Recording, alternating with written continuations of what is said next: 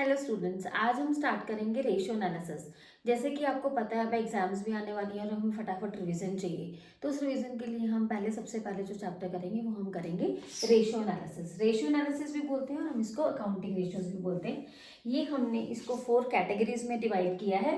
First category है liquidity ratio, second है solvency ratio, third है एक्टिविटी और turnover ratios and fourth is profitability ratio. तो liquidity ratio में सबसे पहले जो रेशियो आती है वो आती है हमारी current ratio and second is quick ratio.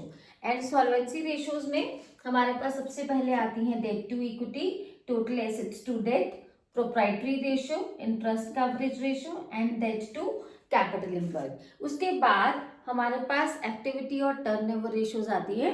जो रेशियोज है inventory turnover ratio, trade receivable turnover ratio, trade payable turnover ratio, working capital turnover, fixed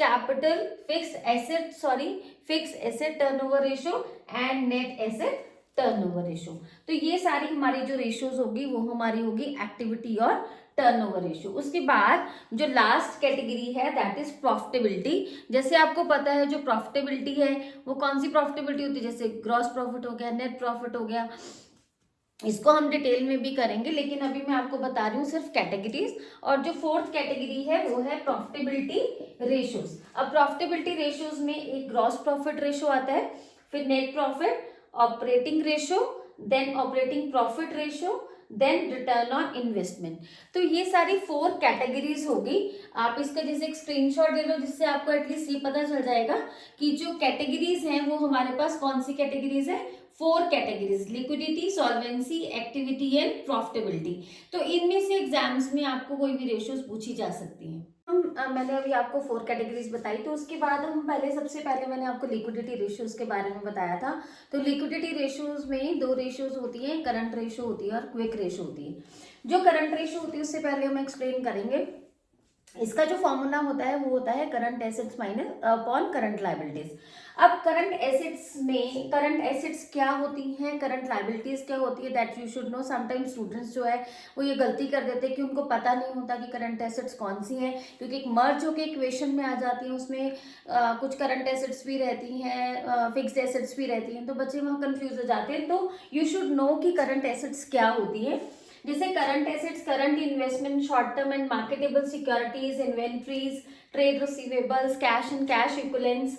other current assets में जैसे प्रीपेड एक्सपेंसेस। मतलब जो करंट एसेट्स होती हैं इनमें ये मैंने जो कुछ एग्जांपल्स दे दी हैं, ये वाली एग्जांपल्स आप एक बार इसको देख लोगे। उसके बाद जो करंट लायबिलिटीज होती हैं, ठीक है, ये शॉर्ट टर्म के लिए होती हैं, जैसे लेस देन 12 मंथ्स पीरियड के लिए। ठीक है, जैसे बैंक ओवरड्राफ्ट है, ये आपको पता है कि बैंक ओवरड्राफ्ट क्या होता है कि जब हम अपनी बैलेंस से ज्यादा बैंक से विड्रॉ कर लेते हैं तो वो हमारा बैंक ओवरड्राफ्ट होता है। दूसरे नंबर पे cash credit, trade payable, interest accrued but not due, interest accrued and due, unclaimed dividend and short term provisions. तो ये सारी जो होती है ये हमारी क्या होती हैं, करंट लायबिलिटीज। अगर इसमें आपको कोई डाउट हो, लाइक पूछना हो कि why it is current assets और why it is current liabilities, तो आप मुझे कमेंट सेक्शन में आप मुझसे पूछ सकते हो।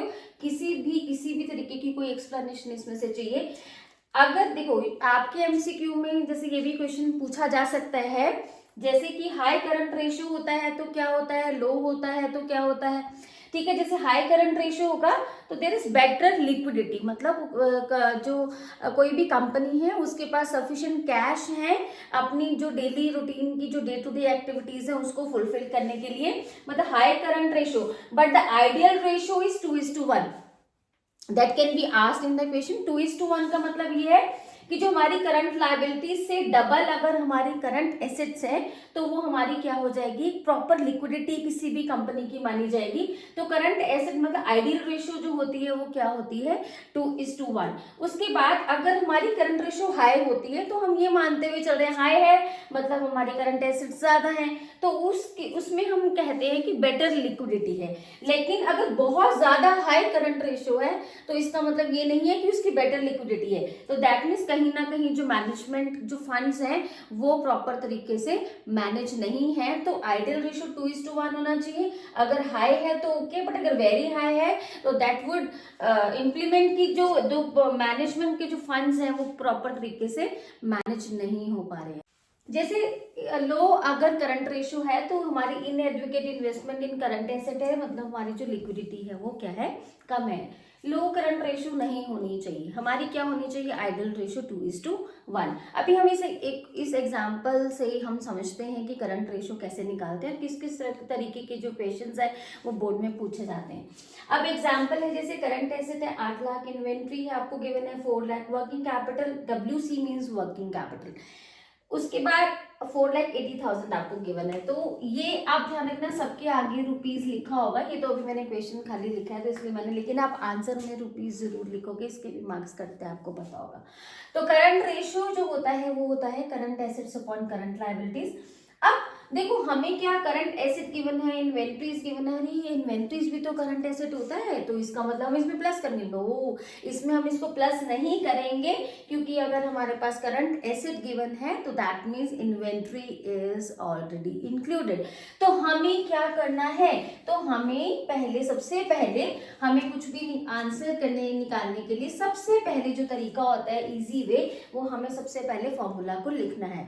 अब हमने क्या करा, फॉर्मूले को लिखा, हमने लिखा current assets upon current liabilities, तो 8 लाख अपॉन 320। अब भाई हमारे पास 8 लाख तो है बट वी डोंट हैव 320, अब उसको कैसे निकालेंगे, but we have given working capital, क्योंकि करंट रेशियो के लिए मुझे करंट एसेट्स चाहिए और करंट लायबिलिटीज चाहिए, एसेट गिवन है लायबिलिटीज नहीं है, तो लायबिलिटीज हम कैसे निकालेंगे, जो वर्किंग कैपिटल होती है उसका जो फॉर्मूला होता है वो होता है current assets minus current liabilities. अब वर्किंग कैपिटल हमें कितनी गिवन है, 480, करंट एसेट्स हमें कितने गिवन है, 8 लाख। अब इससे हम क्या निकाल लेंगे, करंट लायबिलिटीज हमने निकाल लिया, तो करंट लायबिलिटीज हमारे पास कितना आ जाएगा, 3,20,000। फिर हमने इसको फॉर्मूला में इंप्लीमेंट किया तो मेरे पास रेशियो आ जाएगा 2.5:1। अब ये तो एक क्वेश्चन हो गया, जो एक एग्जाम्पल है जो मैंने आपको दिया, जिससे मैंने थोड़ा सा आपको समझाने की कोशिश की अबाउट करंट रेशियो। उसके बाद एक PS गरेवाल का क्वेश्चन नंबर 11 है, उसमें क्या गिवन है, करंट लायबिलिटीज आपको 1,75,000 गिवन है, उसके बाद करंट रेशियो इसमें गिवन है, ओ माय गॉड। अब इसको करंट रेशियो को हम क्या करेंगे, दैट मीन्स कुछ ना कुछ मिसिंग है या कुछ ना कुछ वो हमसे चाह रहा है कि हम आगे निकालें, वो क्या है, जैसे it paid 30,000 to a creditor, calculate CR after payment. अब वो कह रहा है कि हमें CR तो गिवन है, लेकिन अगर हम किसी को पे कर देते हैं तो CR आफ्टर पेमेंट क्या होगा, अब ये भी नई चीज है। अब इसके लिए हम क्या करेंगे, करंट रेशियो, देखो अगर आप बोलोगे कि सीधा आपको करंट एसेट्स भी गिवन होंगे और करंट लायबिलिटीज भी गिवन होंगे, ऐसा क्वेश्चन आपको नहीं आएगा बोर्ड में, तो कहीं ना कहीं कुछ ना कुछ ट्विस्ट, अब जितने भी ट्विस्ट है वो मैं आपको समझाऊंगी कि वो कैसे कैसे ट्विस्ट। एक ट्विस्ट तो ये हो गया मैंने आपको बताया, सेकेंड ट्विस्ट ऐसा हो सकता है, वो क्या हो सकता है कि करंट रेशियो, तो आपको सबसे पहले मैंने आपको क्या सिखाया कि आप पहले करंट रेशियो का फॉर्मूला लिखोगे, मतलब current assets upon current liabilities लिख दिया। अब जो जो गिवन है वो लिख देंगे, क्यों लिखेंगे, जैसे हमने यहाँ पर करंट एसेट, देखो अगर कोई चीज गिवन है ना, पहले तो आप ये करो कि जो मिसिंग चीज है उसको फाइंड आउट कर लो, फिर माइंड लगाओ कि अब हम क्या कर सकते हैं। फिर उसके बाद तुमने यहाँ पर क्या करा, करंट एसेट्स को निकाल लिया, कितना आ गया, 350 इजीली आ गया, इसमें तो कुछ था नहीं, क्यों कुछ नहीं था, करंट रेशियो मुझे पता थी, करंट एसेट्स मुझे पता नहीं थी, करंट लायबिलिटीज मुझे पता थी, तो वहां से मैंने क्या निकाल लिया, करंट एसेट्स। अब देखो जब हम क्या बोल रहे हैं, it paid ₹30,000 to a creditor, अब तुमने पेमेंट कर दी, ठीक है, अब पेमेंट का तुमने किया है, उसका करंट एसेट के ऊपर क्या इफेक्ट पड़ रहा है, करंट लायबिलिटीज के ऊपर क्या इफेक्ट पड़ा है। अब मैंने जो पेमेंट किया मतलब मेरे पास से कैश चला गया, अब कैश मेरा क्या होता है, करंट एसेट्स, तो मैंने क्या किया, करंट एसेट्स में से कैश को माइनस कर दिया। अब ऑटोमेटिकली अगर मैं पेमेंट करूंगी तो मेरी लायबिलिटीज भी तो कम होंगी, करंट लायबिलिटीज कम होंगी, वो करंट लायबिलिटीज कौन सी कम होंगी, क्योंकि मैं किसको पेमेंट कर रही हूँ, क्रेडिटर को पेमेंट। तो यहाँ पर जब मैंने क्रेडिटर को पेमेंट किया तो मेरी जो करंट लायबिलिटीज है उसमें से क्रेडिटर क्या हो गए, माइनस। तो अब मुझे कितना पे, मैंने कितना किया 30,000, तो मेरा कैश रिड्यूस हो गया 30,000 से, और मेरे जो क्रेडिटर है वो भी 30,000 से रिड्यूस हो गए। तो आपने ये देखना है कि करंट एसेट का उसके ऊपर क्या इफेक्ट पड़ता है, करंट लायबिलिटीज के ऊपर उस एंट्री का क्या इफेक्ट पड़ता है। अब 350 में से मैंने 30,000 भी माइनस किया, 1,75,000 में से 30,000 माइनस किया तो मेरे पास जो रेशो आ जाएगा, जो नया रेशो है आफ्टर पेमेंट, वो मेरे पास आएगा 2.21:1। तो इस तरीके से ऐसे ट्विस्ट आ सकते हैं जो आपके टीएस गरेवाल के क्वेश्चन में, क्वेश्चन नंबर 11 जैसे मैंने आपको बताया, ऐसे आपके पास और क्वेश्चंस भी मैं अभी आपको समझाती हूँ, एक क्वेश्चन और लेके आते हैं। अब हम टीएस गरेवाल के क्वेश्चन नंबर 13 पे आ रहे हैं। अब क्वेश्चन नंबर 13 क्या है, सुनिए। Ratio of current assets to current liabilities is 2.5:1। तो कहने का मतलब हमें गिवन क्या है, ये गिवन है, क्या गिवन है, करंट रेशो जो है वो क्या है, current assets upon current liabilities होता है। तो जो करंट रेशो मुझे गिवन है 2.5:1। अब करंट उसने ब्रैकेट में लिख रखा है कि जो करंट एसेट्स हैं वो इतने हैं और जो करंट लायबिलिटीज हैं वो इतने हैं।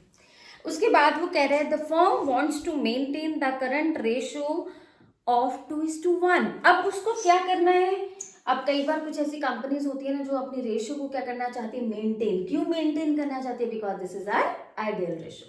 तो आइडियल रेशियो क्या है, 2:1।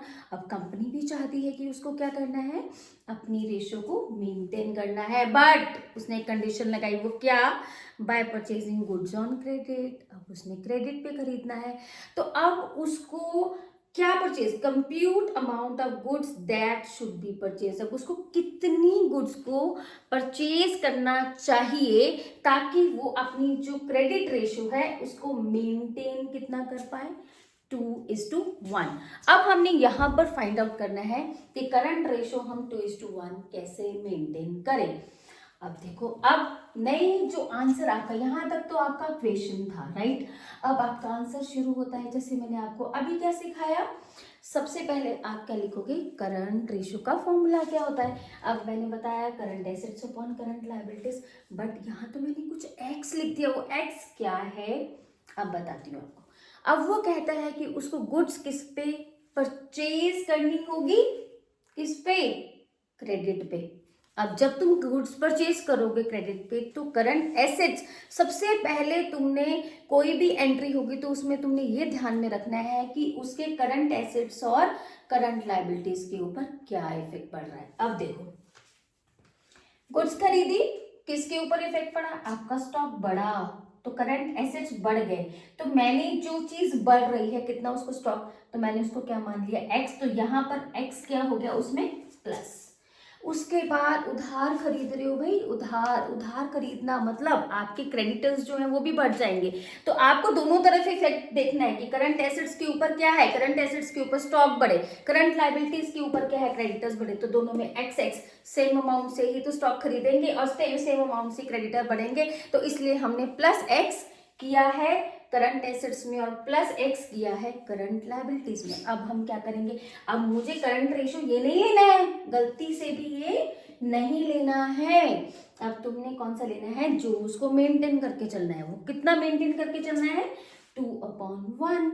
अब हमने क्या करा, इसको क्रॉस मल्टीप्लाई किया। जब क्रॉस मल्टीप्लाई करके इस तरीके से आपके पास आ जाएगा तो आपको लेफ्ट राइट तो करना आता ही होगा। अब लेफ्ट राइट करने से आपके पास x की वैल्यू आ जाएगी। ओ माय गॉड, अब x की वैल्यू आपकी, वो क्या बोल रहा था, परचेज गुड्स। तो वो कितने परचेज करेगा, 1,75,000 की गुड्स परचेज करेगा क्रेडिट पे। तो इसलिए हमारी जो करंट रेशियो है वो कितनी मेंटेन हो जाएगी, 2:1। This is another twist. ऐसा ट्विस्ट भी आपको एग्जाम्स में पूछा जा सकता है। अब नेक्स्ट ट्विस्ट के बारे में हम बात करेंगे नेक्स्ट वीडियो में।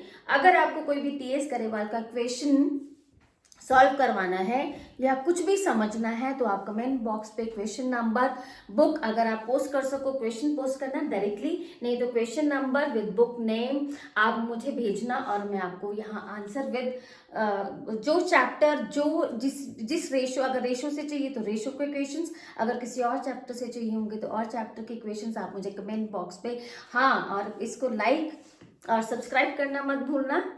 क्यों, क्योंकि अगर कोई भी मैं नई वीडियो डालती तो वो आपके पास आएगी। Thank you so much.